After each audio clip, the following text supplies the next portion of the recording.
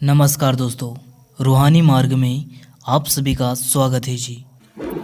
दोस्तों, आज जो हम आपको साखी सुनाने जा रहे हैं वह साखी बहुत ही सुंदर साखी है। इस साखी से हमें पता चलेगा कि किस प्रकार काल से दयाल हमारी रक्षा करते हैं।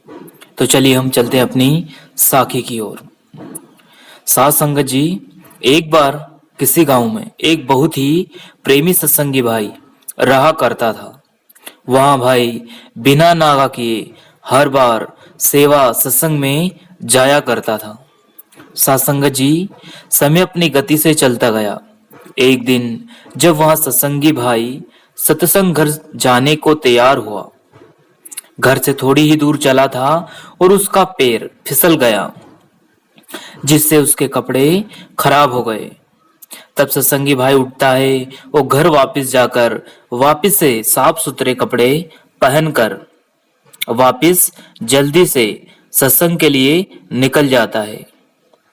सत्संग जी, लेकिन वह थोड़ी ही दूर गया और एक नाली में फिर से गिर जाता है। अब वहां सत्संगी भाई फिर से उठता है और अपने घर वापस पहुंच जाता है और मन ही मन में सोचता है कि है मेरे प्रेतम, है मेरे सदगुरु, आज मुझे हो क्या गया है। ना जाने मैंने ऐसा कौन सा पाप कर दिया जो कि मुझे सत्संग जाने से रोक रहा है। सत्संग जी, यह बात वह सत्संगी भाई इसलिए सोच रहा था क्योंकि उसे सत्संग घर समय से पहुंचना था, जबकि हर बार कुछ न कुछ उसके साथ होता जा रहा था। इसलिए वहां बार बार सोच रहा था कि यह हो क्या रहा है।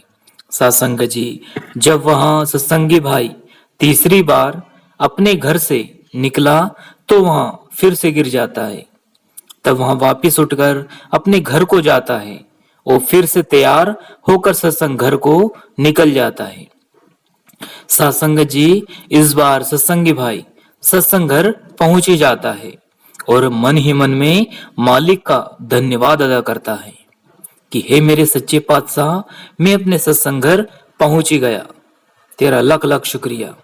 सत्संग जी, जब वहां सत्संगी भाई शाम को अपने घर वापस लौटता है और वह अपने समय पर भजन सुमरन में बैठ जाता है और उस समय वह मालिक से मन ही मन में पूछता है कि हे मेरे दयाल, आज जो मेरे साथ हुआ वहां क्यों हुआ। तब उस सत्संगी भाई को अपने अंदर कुछ दिखाई देता है। वह देखता है कि जब वह पहली बार गिरा तो उसका पूरा कुल, उसका पूरा परिवार मालिक ने तार दिया, और जब वह दूसरी बार जाता है सत्संग के लिए और दूसरी बार गिरता है तो उसका पूरा गांव, पूरे गांव की मुक्ति हो गई, सभी गांव तर गया। उसके बाद जब वहां तीसरी बार गिरता है तो वहां भी अपने आप को मुक्त कर लेता है, सारे बंधनों से मुक्त हो जाता है।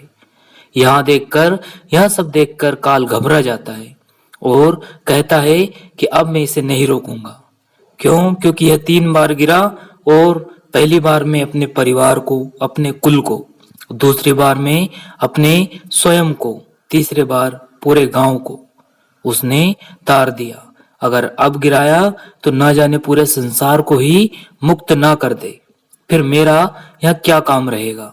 यह सुनकर और यह देखकर वह काल घबरा गया और उन्हें सत्संग में जाने से नहीं रोका। यह सब बात देखकर वह सत्संगी भाई बड़ा ही घबरा गया और मन ही मन सदगुरु को शुक्रिया अदा करने लगा कि हे मेरे कुल मालिक, ना जाने मेरे कितने ऊंचे भाग्य है जो आप जी ने मुझे और मेरे परिवार और मेरे पूरे गांव को तार दिया।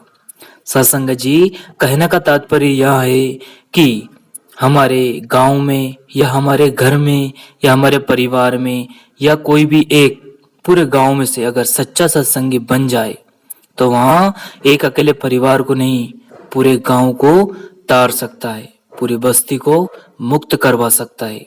गुरु प्यारी सत्संग जी, अंत में हम बस इतना ही कहना चाहते हैं कि आप जी अच्छे विचार लेकर, अच्छे मन से, प्रसन्न हृदय से भजन सुमरन जरूर करें जी, और नित्यनेम से सत्संग व सेवा में जरूर जाए जी। गुरु प्यारी सत्संग जी, सदगुरु आप सभी पर महर करे। शुक्रिया। आप अपना और अपनों का ख्याल रखें जी। फिर मिलते हैं किसी और वीडियो में। धन्यवाद।